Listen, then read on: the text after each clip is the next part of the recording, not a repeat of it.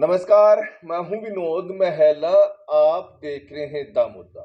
हरियाणा में नगर निकाय चुनाव होने हैं और इन चुनाव में जो मुख्य मुकाबला है वो कांग्रेस पार्टी और भारतीय जनता पार्टी के बीच में होता दिखाई दे रहा है। हालांकि जो दूसरी पार्टी है, चाहे आम आदमी पार्टी हो या फिर इंडियन नेशनल लोकदल और जेजेपी, ये तमाम पार्टियां भी अपने प्रत्याशी उतार सकती है।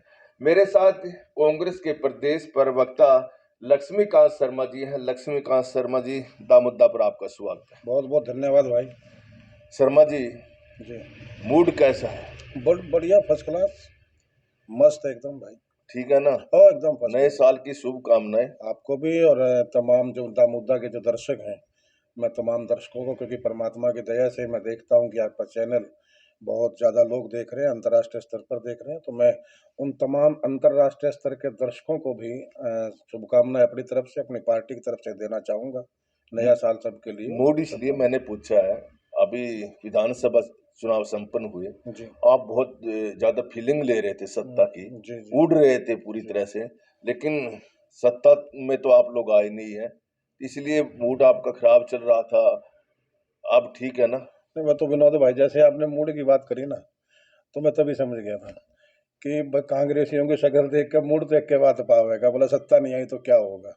तो वो देखिए, वो 2 महीने हो चुके हैं। हाँ देखिए, महसूस होता है, हुआ भी है, सब कुछ हुआ, और खास तौर पे महसूस तब होता है जब अपने ही वजह से, अपने ही किसी आदमी की वजह से कोई चीज़ हमसे दूर चली जाती है, हम किसी चीज़ से अलग हो जाते हैं। सत्ता हमारे पास थी, हरियाणा की जनता हमें सत्ता सौंपना चाह रही थी, इस देश के हक में, प्रदेश के हक में, लेकिन हमारे ही कुछ लोगों की वजह से, या कौन कहने की लोग हो एक आपके? वो आपके सिर्फ लोग तो देखिए, अब ये तो बातें विनोद भाई बहुत पुरानी हो चुकी हैं, सबको पता है। नाम तो आप अ, बताएंगे भी नहीं। नाम से अब नाम बताने का कोई औचित्य भी नहीं। मैं, मेरे ख्याल हाँ, में आपके डर भी नहीं लगता नहीं, है, डर किसी की बात नहीं है। किसी एक आदमी नहीं ने नहीं, नाम बताया तो मैं पार्टी से नहीं बाहर नहीं भी कर दिया नहीं, था। पार्टी से बाहर यार, क्या पार्टी से बाहर करेंगे हम। मैंने तो मेरे ख्याल में दामोदर के चैनल पे भी बड़े बेबाकी के साथ नाम लिया था, और जी। बड़ी मैंने कहा था कि बिल्कुल एक आदमी की जिद कांग्रेस को हरियाणा में ले बैठी, बिल्कुल ही। वो एक आदमी कौन है? आज भी वही है। तो ये अब बार बार कहने से पता क्या होता है, नाम तो ले दे, नाम लेने में कोई दिक्कत नहीं है, क्या नाम लेके जाएगा भाई। लेकिन दिक्कत ये होती है कि फिर वो लोग उबना शुरू हो जाते हैं। इसीलिए अब तो हो चुका है जो हो चुका है, वजह कोई भी रही हो, हालात ये हैं कि हम सत्ता से बाहर हैं, और हरियाणा की जनता के ऊपर आज वही अत्याचारों का दौर जारी है भारतीय जनता पार्टी के द्वारा, और उसके गुनहगार कहीं ना कहीं हमारे ही साथी हैं। शहर की अपनी सरकार बनने जा रही है। जी। हरियाणा के अंदर 53 जगह पर चुनाव होने जा रहे हैं। कांग्रेस पार्टी तैयार है? नहीं, कांग्रेस पार्टी तैयार है, लेकिन अब देखने वाली बात है कि कांग्रेस पार्टी के जो हरियाणा में आज भी ठेकेदार बने बैठे हैं, वो सिंबल पर चुनाव लड़ेंगे नहीं लड़ेंगे, सवाल तो इसी बात का है पहला। हालांकि मेरा व्यक्तिगत मत है, मैं पिछले काफी समय से इस बात का पैरोकार रहा हूं कि कांग्रेस पार्टी को, जब दूसरे दल देखिए, या तो कोई पार्टी सिंबल पे चुनाव न लड़े, एक अलग मामला है। मैं बिल्कुल साफ है इस बात से कहना चाहूंगा कि ये जो छोटा चुनाव होता है, चाहे नगर पालिका का है, चाहे सरपंची का चुनाव है, चाहे जिला परिषद का चुनाव है, ये चुनाव आपसी भाईचारे के होते हैं। लेकिन आपसी भाईचारा सबकी तरफ से निभाया जाए तो ही भाईचारा होता है। एक आदमी भाईचारा निभाना चाहे और दूसरा तलवार हाथ में लेके खड़ा हो, तो भाईचारा क्या करेगा। तो जब दूसरे दल, भारतीय जनता पार्टी जो है, वो सिंबल पे चुनाव लड़ती है, तो वहां मेरा मानना यह है कि हमें भी सिंबल पे चुनाव लड़ना चाहिए। और मैं पहले भी इस बात को उठाता रहा हूं, पार्टी के मंच से भी उठाता रहा हूं, लेकिन नहीं, पहले भी हमारी बात मानी गई। आज भी वही लोग कांग्रेस की ठेकेदारी लिए बैठे हैं, हार के बावजूद भी उन्हीं के पास ठेकेदारी है।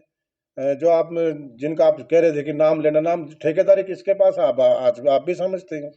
तो अब वो लोग सिंबल पे चुनाव लड़ना चाहेंगे नहीं लड़ना चाहेंगे, साहब देखिए, हम तो सिपाही हैं, पार्टी के कार्यकर्ता है, जो ऊपर से आदेश आएगा उसका पालन करेंगे। तो अब वो कैसे चुनाव लड़ेंगे, पार्टी सिंबल पे लड़ेगी नहीं लड़े, सिंबल पे लड़ेगी तो बड़ी सीधी सी बात है कि पार्टी चुनाव लड़ेगी। और अगर सिंबल पे चुनाव नहीं लड़े जाते नगर पालिका के, नगर परिषद के, हरियाणा में कांग्रेस के द्वारा, तो फिर तो भाई सबकी अपनी अपनी इच्छा, अपनी अपनी मर्जी है, फिर पार्टी चुनाव नहीं लड़ेगी, फिर तो व्यक्ति चुनाव लड़ेगा। तो इससे अगर सिंबल पर चुनाव लड़ते हैं, पार्टी को फायदा होगा या नहीं होगा? आप क्या मानते हैं? नहीं, मेरा मानना है कि पार्टी को फायदा पार्टी को होगा, फायदा होगा, बिल्कुल लेकिन फायदा होगा। आपकी पार्टी की जो परंपरा है, अक्सर बताते रहते हैं, अगर हम पिछले 10 से 20 सालों से भी देखें, और जिनकी तरफ आप इशारा भी कर रहे हैं, वो अक्सर कहते हैं कि देखिए, हमारी यहाँ परंपरा यही रही कि हम सिंबल पर चुनाव नहीं लड़ते।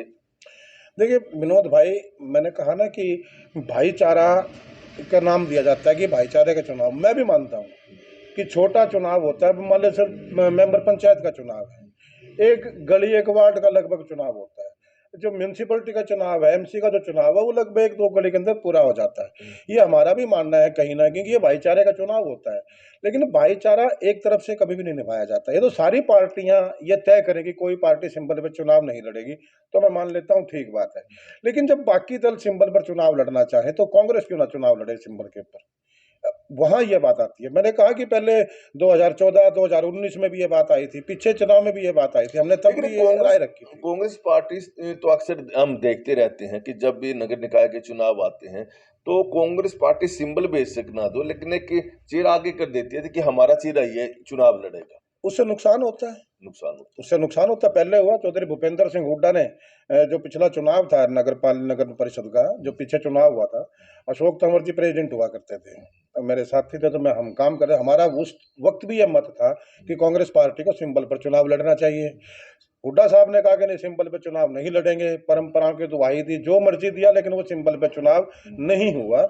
उसके बाद होता क्या है कि एक आदमी को तो मैं कहीं हाथ पकड़ के खड़ा कर देता हूं कि ये कांग्रेस का कैंडिडेट है, दूसरे को कोई और नेता पकड़ के खड़ा कर देता है कि ये कांग्रेस का कैंडिडेट है, लेकिन लोग उलझ जाते हैं क्योंकि जो पीछे से काम करते हैं वो कांग्रेसी होते हैं। भूपेंद्र सिंह हुड्डा ने रोहतक के अंदर कैंडिडेट खड़ा कर दिया, ये कहा जी कांग्रेस का कैंडिडेट है। जब लोगों को यह बताया गया कि कांग्रेस का कैंडिडेट है, तो लोग उसके नाम के आगे हाथ का निशान ढूंढते हैं, वो मिलता नहीं है, तो वो तो नुकसान होता है ना कि आपने कांग्रेस का नाम भी दे दिया, सिंबल दिया नहीं है, तो लोग कंफ्यूज है, जाए कहाँ। फिर दूसरा नेता कोई होता है, वो कह देता है कि नहीं यार ये फलाना कैंडिडेट नहीं है, तो दूसरा कैंडिडेट है, क्यों वो उसको लगाव करता है। मान लीजिए यहाँ लगा लीजिए कि मैं हूं, अगर सिंबल पे चुनाव नहीं होता, मैं जिस आदमी की मदद करूंगा, तो लोग जाहिर तौर पर ये समझेंगे कि यार ये लक्ष्मीकांत शर्मा है, कांग्रेस का प्रवक्ता है, कांग्रेस का नेता रहा है, यूथ का प्रधान भी रहा है, सारा सौदा है, तो ये जिसकी मदद करेगा वो कांग्रेसी है, ये आ गया। फिर दूसरी तरफ दूसरा आदमी किसी की मदद करता है, वो भी कांग्रेस का नेता है, तो लोग वहां कंफ्यूज होते हैं। अच्छा ये होता है कि जब दूसरी पार्टियां सिंबल पर चुनाव लड़वा रही हैं, तो कांग्रेस पार्टी को सिंबल पर चुनाव लड़ना चाहिए। उससे हमें कम से कम, देखिए मैं ये नहीं कहता कि 100 के 100 इकट्ठा होंगे, वो तो कहीं भी नहीं हुआ करते, ना भारतीय जनता पार्टी में होंगे ना कांग्रेस में होंगे, कहीं भी नहीं होते। जिसको सिंबल मिलेगा कोई ना कोई कमी रहती है, लेकिन फिर भी हम उसको कहते हैं कि 90 से 95% लोग जो है सिंबल के साथ लग जाते हैं, वो चाहे मजबूरी में लगे चाहे लोग जैसे मर्जी लगे ना, वो सिंबल के साथ लगते हैं। अभी हाल ही में जो पूर्व विधायक है रादौर के बिशन सिंह सैनी, उन्होंने कुछ स्टेटमेंट दी है, कहा कि जो पार्टी का नेतृत्व कमजोर पड़ गया है और इशारा हाईकमान की तरफ था। और एक बड़ी बात की है कि देखिए 10 साल से पहले कांग्रेस बाहर थी सत्ता से, 5 साल ये गए और उनको लग रहा है कि 5 साल और आगे कांग्रेस आने वाली नहीं है। इसके बारे में क्या हाँ कहेंगे विनोद आप? भाई, मैंने सुना था वो बयान भी, आपके चैनल पे सुना था बिशन लाल सैनी जी का। मैं उनको एक बात कहना चाहता हूँ, वो हाईकमान की बात करते हैं। बिशन लाल सैनी जी जिस आंकड़े के साथ लगे हुए थे, जिसको पूजते हुए रहे हैं चौधरी भूपेंद्र सिंह हुड्डा को, क्या बिशन लाल सैनी ने कभी भूपेंद्र सिंह हुड्डा को ये राय दी है कि आप सबको साथ लेकर के चलें, आप कांग्रेस के वर्कर का हक मत खाएं? अब जब आपके साथ बन जाती है, अब आप चुनाव हार चुके हो, तो अब आपको सारा कुछ याद आता है। जब आप एक नेता के साथ लगे हुए, देखिए मैं हूं, अगर मैं किसी नेता के साथ लगता हूं और मैं चाहता हूं कि पार्टी का भला हो और मेरे नेता का भी भला हो, तो मेरा दायित्व तो बनता है कि अगर कहीं गलत होता है तो मैं अपने नेता को भी राय दूं। इतनी हिम्मत अपने अंदर होनी चाहिए कि अपने नेता को राय दूं कि सर ऐसा नहीं करेंगे तो हमें ये नुकसान हो सकता है। तो मेरा ये मानना है कि बिशन लाल सैनी जी को, हुड्डा साहब को भी ये राय देनी चाहिए थी चुनाव के दौरान कि साहब ये 72-77 सीटें अकेले मत बांटो, हरियाणा में और नेता भी हैं, बहन शैलजा भी है, दूसरे लोग भी हैं, कि सबको हिस्से से टिकटें दे दो। और दूसरी बात, ये जो अब इधर उधर से भानुमति का कुनबा इकट्ठा करके टिकटें बांट रहे हैं, ऐसे टिकटें मत बांटो, कांग्रेस के लोगों को टिकटें दो। अगर सैनी साहब ये बात कह देते तो मेरे ख्याल से आज ये नौबत ना आती, आज कांग्रेस पार्टी की सरकार होती, चीफ मिनिस्टर को ना, तो एक अलग मामला था और शायद सैनी साहब ये विधायक होते। तो सवाल इस बात का कि आज आप सवाल उठा रहे हो किसी नेतृत्व के ऊपर, उस नेतृत्व को ब्लैकमेल कौन करता है? उस पर क्यों नहीं जाते? आप समय रहते क्यों नहीं जागते? ये ठीक है कि उन्होंने कहा है कि आज ये हालात ऐसे बना दिए गए, लेकिन मैं ये जानना चाहूंगा कि वो हालात बनाए किसने हैं? एक आदमी कहता है कि मैं ही रहूंगा, मैं ही सब टिकटें बांटूंगा, मेरे दम पे ही कांग्रेस आएगी। अरे पंजाब में भी हुआ था, कैप्टन अमरिंदर सिंह भी ये कहते थे कि मेरी वजह से कांग्रेस है। भाई खुद का चुनाव हार गए थे, जमानत जब्त करवा बैठे थे कांग्रेस से अलग होके। तो अगर किसी आदमी को ये वहम है कि मेरी वजह से कांग्रेस है या मैं ही कांग्रेस हूं, उसको अमरिंदर सिंह की तरह अलग होकर देख लेना चाहिए। छोड़ो हाथ का निशान, आप लड़ो अपने दम पे, पता लगेगा आपका वजूद कहाँ खड़ा है। लेकिन हकीकत यही है कि समय रहते बातें नहीं उठाई गई, चाहे वो लोग थे चाहे कोई और आदमी था। हम लोग चिल्लाते रहे कि कांग्रेस के वर्कर की कदर होनी चाहिए। मैं बिशन लाल सैनी जी की राय से इत्तेफाक एक जगह रखता हूं कि अगर आज कांग्रेस का आला कमान, केंद्रीय नेतृत्व आज भी नहीं जागता है, तो हालात वाकई में जो उन्होंने कहे वैसे होंगे। लेकिन आज भी हमारे पास एक मौका है कि कांग्रेस का जो जमीनी स्तर का कार्यकर्ता है, जो कांग्रेस का मूल वर्कर है, जिसने कांग्रेस के लिए अपना खून बहाया, पसीना बहाया है, जिन लोगों ने कांग्रेस के अंदर अपना दाव, सब कुछ अपना दाव पे लगा दिया कांग्रेस के लिए, जब तक आप उन लोगों को आगे लेकर के नहीं आओगे तब तक बिशन लाल सैनी जी अपनी जगह सही हैं। लेकिन अगर कांग्रेस का आलाकमान इस बात से जाग करके ये एक फैसला ले, एक वो फैक्स फंडिंग कमेटी वो बनाई गई थी, फैक्स फाउंडेशन, पता नहीं क्या क्या ढूंढ रहे थे वो, अब तक कुछ उसमें मिला नहीं है। ये बड़े बड़े एक दुख का विषय है। कांग्रेसी हूं, कांग्रेसी होने के नाते कहना चाहता हूं कि अब तक तो उन लोगों के खिलाफ कार्रवाई होनी चाहिए थी जिन लोगों ने कांग्रेस के लोगों को खुद हरवा दिया, खड़ा होकर के खुद टिकटें बांटी और खुद ही हरवा दिया। ये चीजें सब देखनी चाहिए। लेकिन वही बात है ना कि जहां जाके वहां सवेरा। भारतीय जनता पार्टी की मैं एक बात में जो है प्रशंसा करता हूं, वो लोग एक मापदंड नहीं तय करते कि यार ये आदमी 10 बार चुनाव लड़ लिया, ये 5 बार चुनाव लड़ लिया, ये 2 बार लड़ लिया, इसी को टिकट देनी है। वो लोग मौका संभालते हैं, वो लोग टिकटें काटते हैं। वो भाजपा और आरएसएस के आदमी को भी देखते हैं, वो ये भी देखते हैं कि वो आदमी, फला आदमी यहाँ से चुनाव नहीं जीत सकता तो उसको कहीं और भेज सकते हैं। वो नए आदमी मैदान में उतारते हैं। और मैं पिछले 20 साल से करीब 32 साल मुझे राजनीति में हो गए, लेकिन पिछले 15 से 20 साल का जो वर्षा मैंने राजनीति का देखा है, लोग पुराने चेहरों को ज्यादा सहन नहीं करते, नई चीजें चाहिए।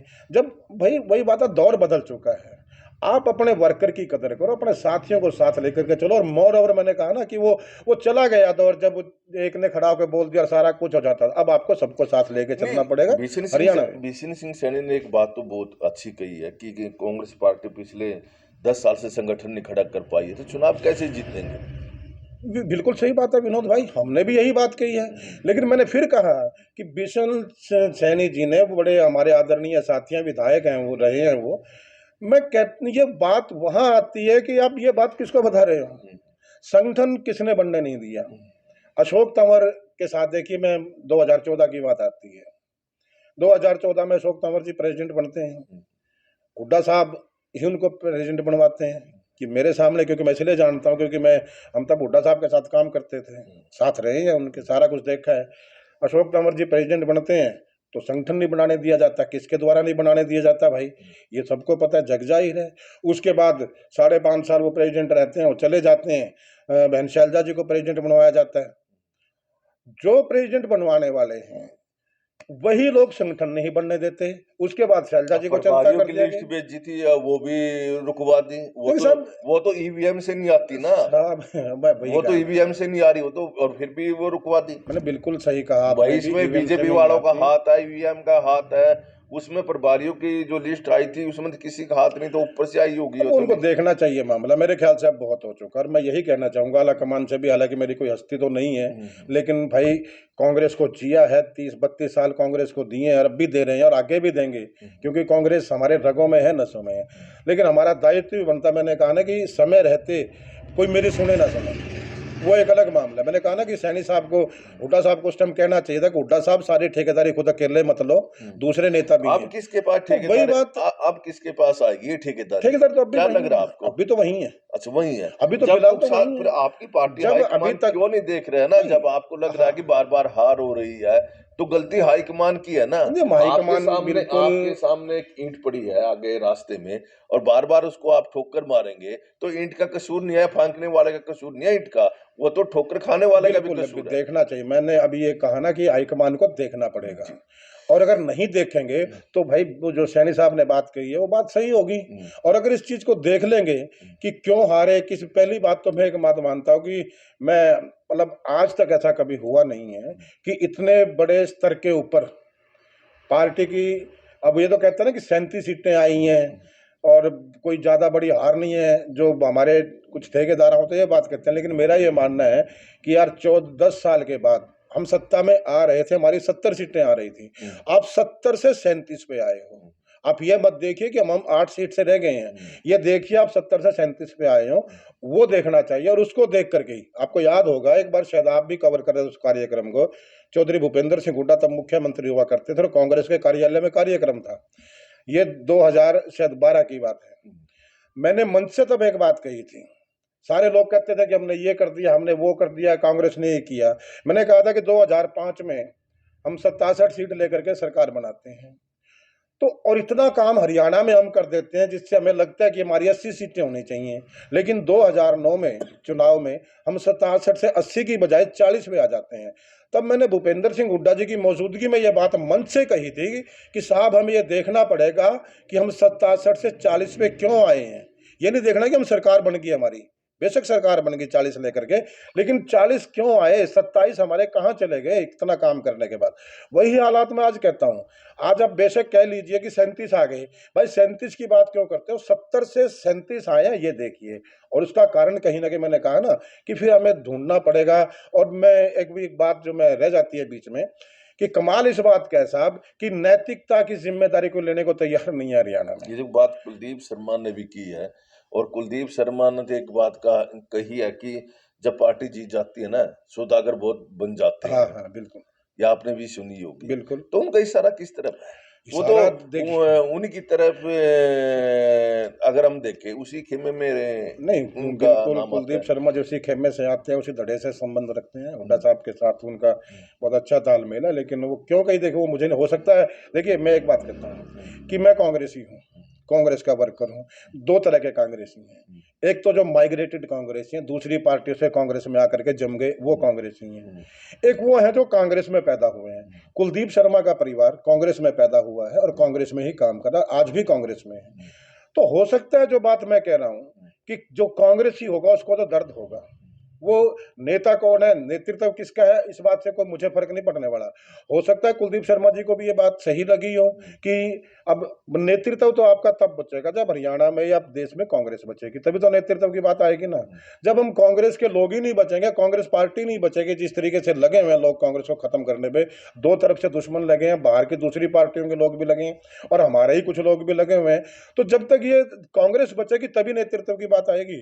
कुलदीप शर्मा जी को भी ये बात है, वो क्योंकि पुराने कांग्रेसी हैं, कांग्रेस के परिवार से आते हैं, कांग्रेस का खून उनकी रगों में है, हो सकता है वो बात उनको भी जची हो कि यार ये तो बात सही है, जब कांग्रेस ही नहीं बचेगी तो हम लोग कहाँ कहाँ तक ठहर पाएंगे। तो बिल्कुल वो सही बात है जो कुलदीप जी ने कही है कि नेतृत्व को जिम्मेदारी लेनी चाहिए।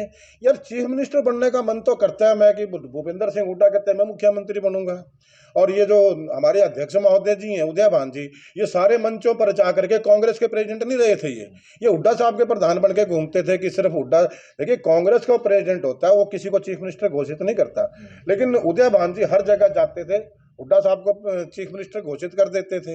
अच्छा आप तो मैं एक सेकंड में, तो वहां मेरा यह मानना है कि आज वो नैतिक जिम्मेदारी क्यों नहीं लेते। मुझे याद है अच्छी तरह से एक बाई इलेक्शन हमारे थे फूलचंद मुलाना जी के नेतृत्व में, मुलाना साहब ने तुरंत रिजाइन कर दिया था, बेशक पार्टी ने उनका स्वीकार नहीं किया उस टाइम पे, वो अलग मामला है, लेकिन उन्होंने नैतिक जिम्मेदारी लेते हुए पार्टी प्रेसिडेंट से रिजाइन किया था। तो ऐसा ही मेरा मानना ये है कि उदय भान जी को कम से कम इतनी तो नैतिकता दिखानी चाहिए थी कि वो रिजाइन कर देते, पार्टी मानती ना मानती बात का मामला था, आप तो जिम्मेदारी लेने को तैयार ही नहीं हो। आजकल देखने को मिल रहा है कि पहले चाहे कुमारी सैलजा या रणदीप सिंह सुरजेवाला सवाल प्रभारी पर भी खड़ा करते थे दीपक बावरिया पर, भाई ये हुड्डा खेमे से मिले हैं, उनके कहने पर चलते हैं। लेकिन पिछले कुछ दिनों में अगर हम एक दो स्टेटमेंट देखें उनकी, तो उदयवान के साथ उनके सुरताल नहीं मिल रहे। कुछ जानकारी आपको भी मिली होगी, क्या कारण रहा, क्यों मिल नहीं रही है क्योंकि बाबरिया जी के, बाबिया जी? देखिए बाबरिया जी बात पर भारी थे, हमने तब भी प्रश्न उठाए थे, हम तब भी कहा करते थे कि कांग्रेस के वर्कर का के हिसाब से आप नहीं चलोगे छोटो तो बात नहीं बनेगी, और मामला वहीं का वहीं चला। अब उनके सुरताल कहाँ बिगड़े, कैसे बिगड़े साहब, क्योंकि देखिए चुनाव के बाद हमारी उनसे बात नहीं हुई है, कह नहीं सकते क्या मामला उनका है, लेकिन कुछ बदले बदले से मेरी सरकार नजर आती है। नजर आ रही है। ये थे हमारे साथ लक्ष्मीकांत शर्मा, जो कांग्रेस पार्टी के प्रदेश प्रवक्ता हैं।